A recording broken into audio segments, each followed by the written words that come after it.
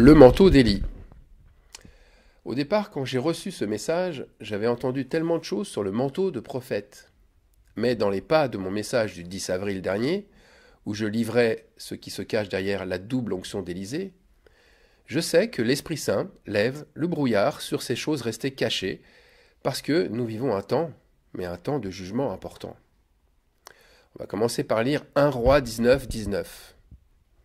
Élie partit de là, et il trouva Élisée, fils de Shaphat, qui labourait. Il y avait devant lui 12 paires de bœufs, et il était avec la 12e.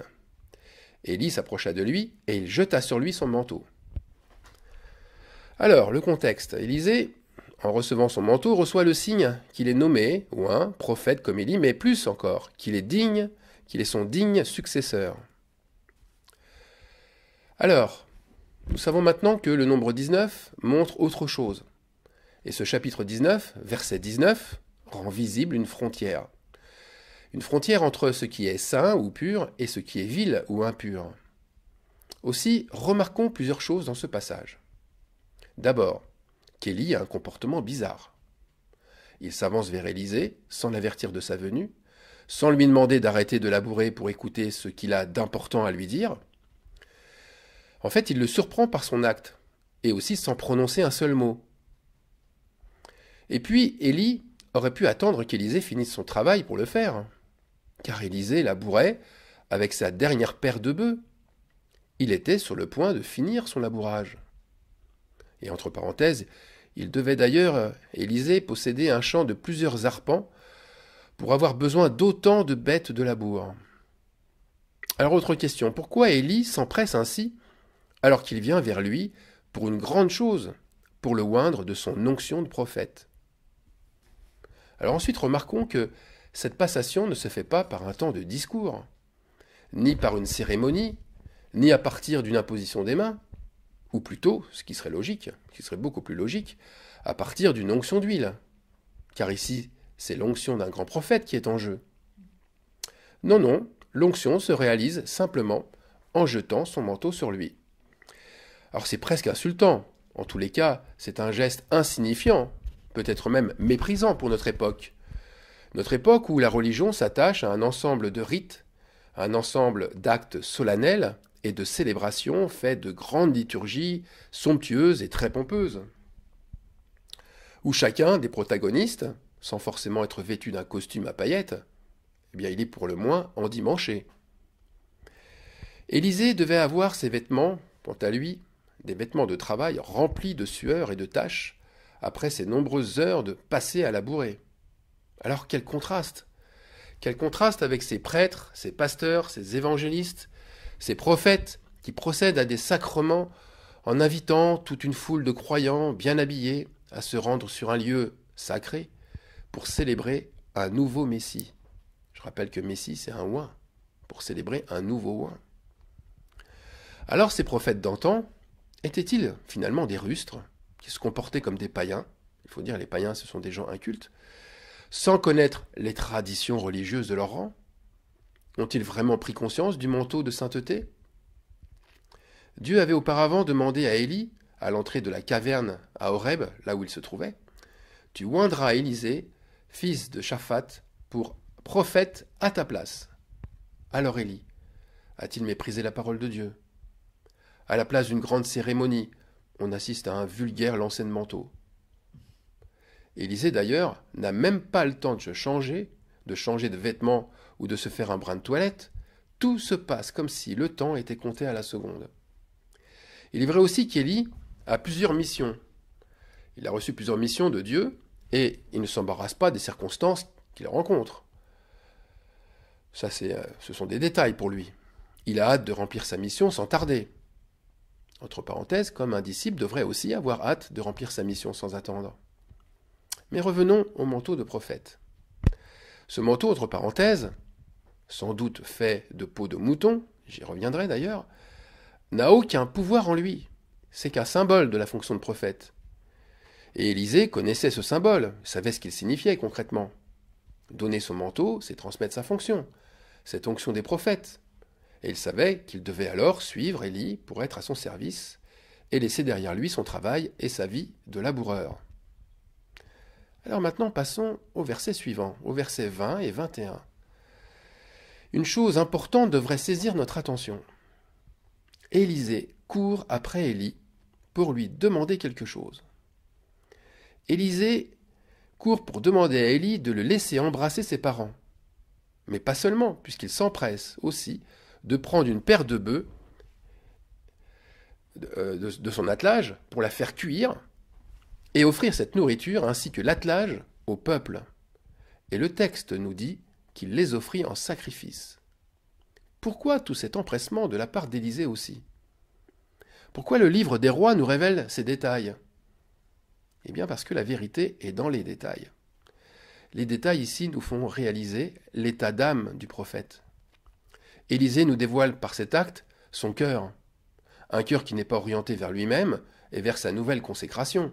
Bien qu'Élie lui répondit « Va et reviens, car pense à ce que je t'ai fait. » Eh bien Élisée n'oublie pas du tout sa consécration. Mais sa consécration commence par ses proches et par leurs besoins. Il ne peut concevoir de partir sans les voir une dernière fois. A-t-il besoin d'ouvrir un livre saint pour y voir écrit « Aime ton prochain comme toi-même » Ben non. Non, puisque cette loi est déjà inscrite dans son cœur au vu de ses actes. A-t-il besoin de s'expliquer auprès d'Élie? Non, car Élie n'est pas surpris de sa demande. Le manteau de peau que reçoit Élisée possède bien une odeur d'agneau. Je vous avais dit, c'est un manteau fait d'agneau.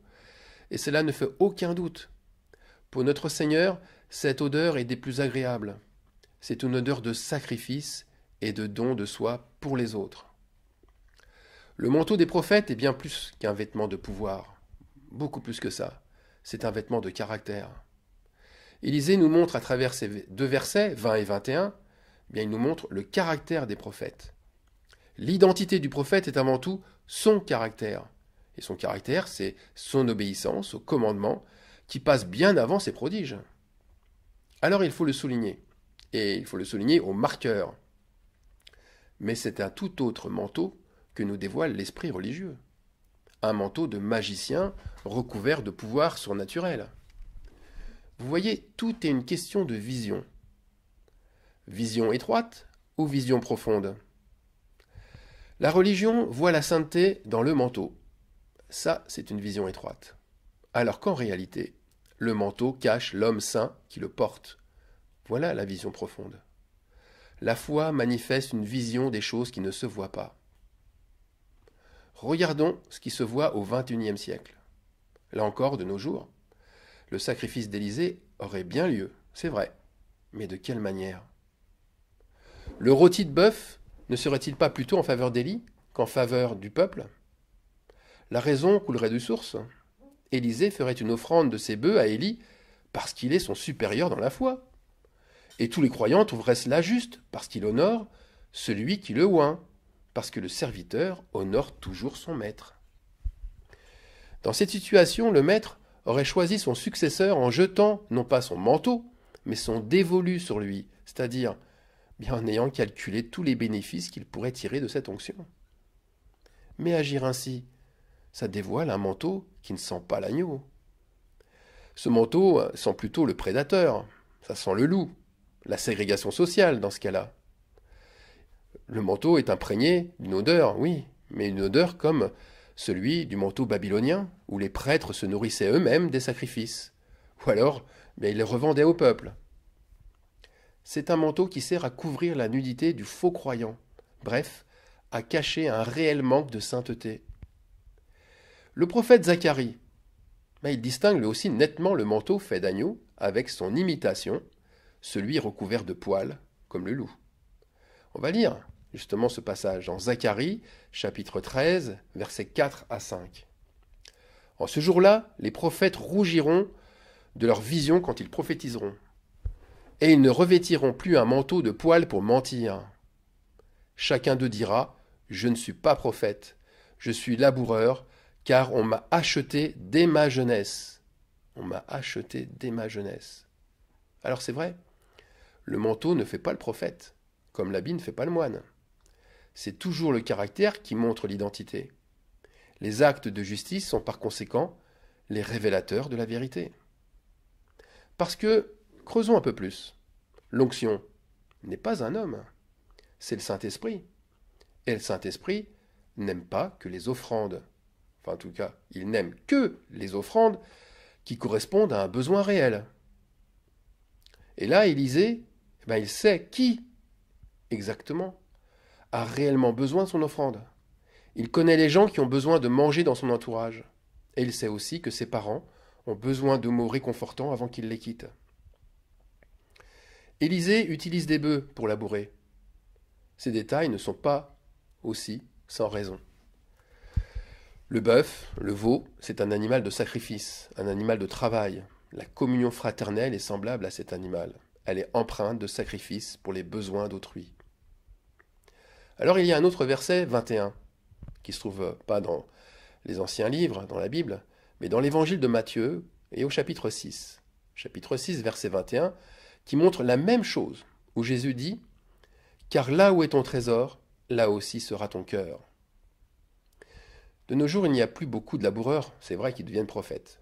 Mais quelle que soit leur situation de départ, ils ne deviennent pas des experts en communication, ni des experts dans la foi et les prophéties, parce qu'ils ont reçu l'onction. Ils ne vont pas rentabiliser leurs dons, tout simplement parce que leur situation sociale ne change pas. Elle ne change pas. Et pourquoi elle ne change pas? Eh bien, parce que leur cœur ne change pas. Leur cœur reste dans le même état qu'au départ. Que chacun demeure dans l'état où il était lorsqu'il a été appelé. C'est ce qu'on lit dans la première épître aux Corinthiens. L'état, c'est quoi? C'est l'humilité, la soumission à Dieu. Ça, c'est l'état de départ. Et il ne pousse pas un prophète à convoiter une élévation sociale par la parole de Dieu. Comme le formulait le prophète Zacharie, on est soit un prophète intègre, soit on est acheté dès sa jeunesse. Acheté dès sa jeunesse, qu'est-ce que ça veut bien dire? Eh bien, ça veut dire qu'au départ de l'onction, les intentions du cœur sont déjà dévoilées. Elles sont la propriété du mal. Elles sont achetées par Satan. Jésus en donne le sens d'ailleurs dans sa parabole du semeur. Celui qui a reçu la semence parmi les épines, c'est celui qui entend la parole, mais en qui les soucis du siècle et la séduction des richesses étouffent cette parole et la rendent infructueuse. La séduction des richesses. Alors c'est pas tout. Le prophète Zacharie continue en prophétisant sur Jérusalem et sur les prophètes, justement, au manteau de poil. L'épée frappera le pasteur, et les brebis se disperseront, et Dieu tournera sa main vers les faibles. Et au verset 8, eh bien, Zacharie prophétise encore. Dans tout le pays, dit l'Éternel, les 2 tiers seront exterminés, périront, et l'autre tiers restera. L'heure est grave. L'heure est très grave pour tous ceux qui se sont perdus en suivant des prophètes au manteau de poil. N'ont-ils pas été aveuglés par leur propre convoitise, eux aussi? Le manteau d'agneau possède une particularité universelle qui défie le temps et les rois. Jésus-Christ portait ce manteau, mais dans le cœur. Et le disciple accompli l'aurait bien là, lui aussi, dans le cœur. En fait, il n'y a pas de différence entre un prophète selon le cœur de Dieu qui vivait au temps du roi Akab et un prophète aujourd'hui qui a ce manteau invisible. Ils ont le même cœur, le même trésor, le même héritage venant de Dieu. Sinon Christ, je suis désolé, mais il n'est pas le même hier, aujourd'hui et pour toujours. Il n'est pas plus près de certains, nés après lui, et plus éloigné des autres. Regardez la transfiguration. Moïse et Élie sont vus tous deux avec Christ, demeurant dans la même tente, et donc formant le même corps. Jésus-Christ n'est pas mort et ressuscité uniquement pour les prophètes de son ère, mais Élisée, comme Élie, peuvent-ils eux aussi prétendre à une résurrection? Ou plutôt, peuvent-ils prétendre à la première résurrection? Moi je dirais oui, parce que Dieu a placé toute son affection en eux. Croire qu'il y a 2 testaments, c'est ne pas croire ni ne pas comprendre le sens de la transfiguration. Je le disais précédemment, Jésus n'a rien édifié de nouveau.